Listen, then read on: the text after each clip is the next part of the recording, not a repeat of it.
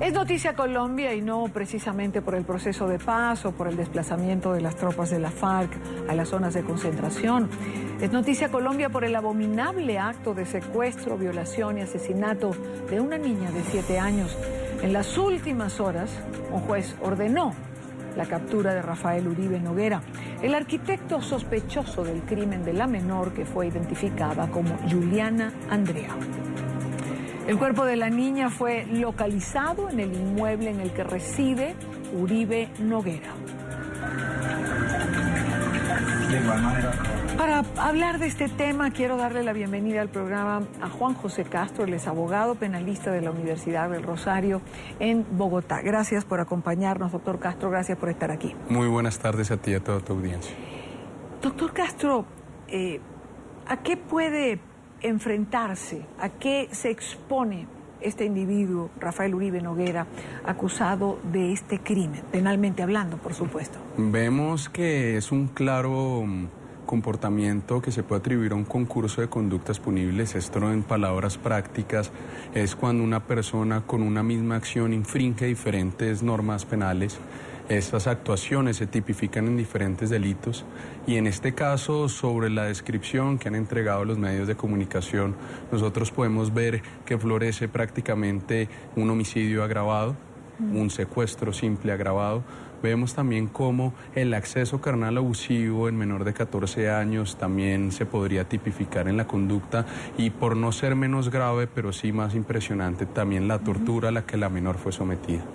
Estaríamos viendo que lastimosamente en este tipo de situación podría llegarse fácilmente a que pudiese aplicarse una pena ejemplarizante de, como el tope máximo lo exige nuestro ordenamiento, posiblemente 60 años de prisión. Justo eso le iba a preguntar, ¿de cuántos años estamos hablando? Hay una polémica que se revive evidentemente por los hechos que han ocurrido, que tiene que ver con la cadena perpetua. A eso ya vamos a llegar y a eso le voy a preguntar. Cuando hablamos de 60 años, ¿qué correspondería a qué? Bueno, nosotros por regla general tenemos la circunstancia de que ninguna persona puede ser condenada por un solo delito a más de 50 años de prisión. Pero en los casos de concurso, como explicaba anteriormente, la legislación penal permite que esta pena máxima llegue hasta los 60 años de prisión, ¿cierto? Prácticamente hablar de una pena perpetua cuando se tiene un tope máximo de 60 años es prácticamente avalar una situación que ya existe en nuestro ordenamiento jurídico. Ahora, no tiene Colombia cadena perpetua. Entiendo que tampoco tiene pena de muerte.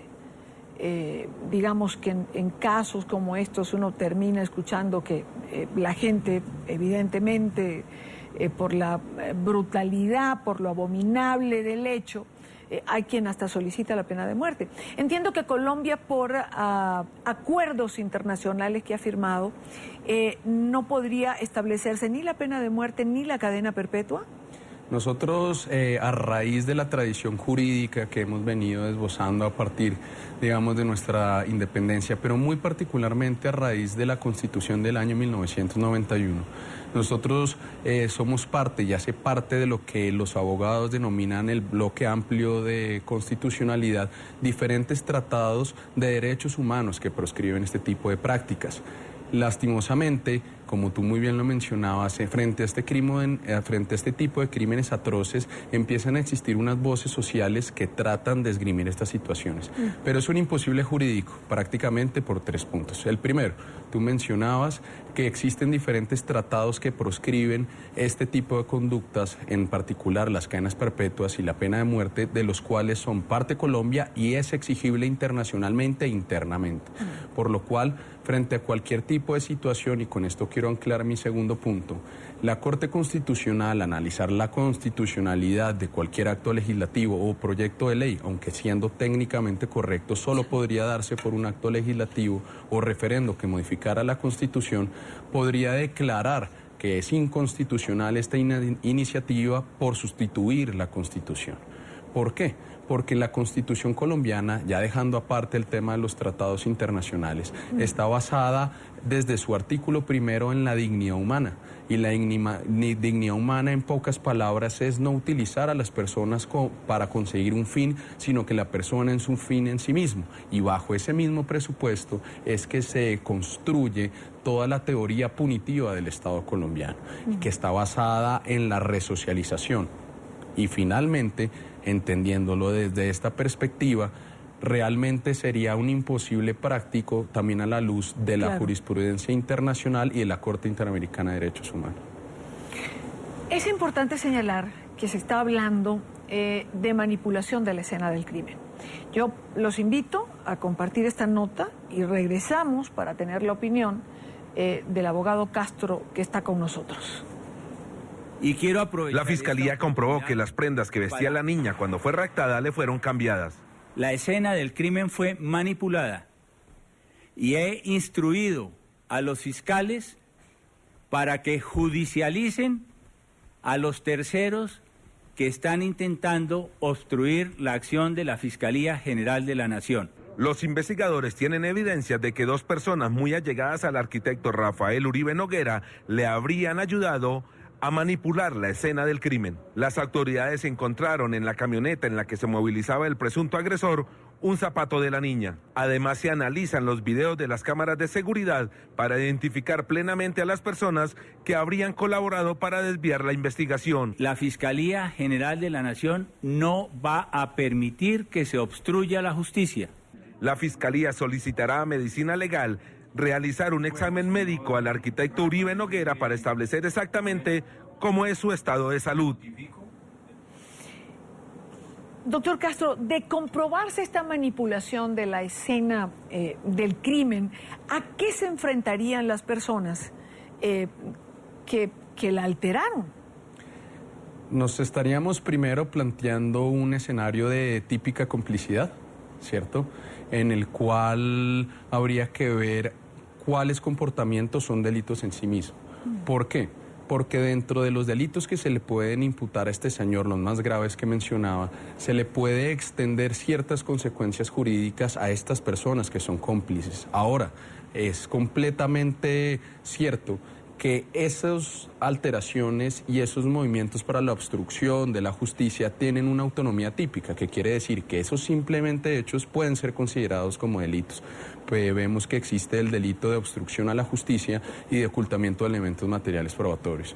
Entonces, pueden provenir consecuencias graves, consecuencias de prisión, no son delitos de carácter excarcelable, y que evidentemente la Fiscalía tiene que ser muy juiciosa en determinar si estas personas simplemente se limitaron a la complicidad, a tratar de ayudar que el delito se pudiese cometer o evitar sus consecuencias jurídicas, o llegar a ampliar la situación y mirar si estas personas aportaron decisivamente en la comisión de los delitos, donde podrían ya entenderse no como cómplices, sino como coautores. Años a los que, es decir, años que pudiesen involucrarse en alguna sentencia por los delitos que usted está mencionando, estas personas que pudieron ser cómplices o colaboradores. Cuando estamos hablando de coautores, estarían compartiendo la misma pena. Entonces la Fiscalía, como decía, tiene que ser supremamente rigurosa en determinar cuál fue el nivel y hasta qué punto aportar. Si estamos hablando solo de un fenómeno de complicidad, de estos 60 años iniciales que hablamos, se reduce ostensiblemente la pena. Y ahora hay que ver cuál es la pena a imponer frente a los delitos de ocultamiento y de obstrucción. Pero estaríamos hablando, por regla general, hasta máximo 15 años de prisión, creería yo, en el segundo supuesto. Pues quiero agradecer a Juan José Castro, abogado penalista de la Universidad del Rosario en Bogotá, en Colombia. Gracias por habernos acompañado, doctor, y por ayudarnos a entender todo lo que implica el fondo legal, digamos, que hace marco a esta situación tan terrible que se está viviendo en Colombia. Buena tarde para ustedes. Muy amable.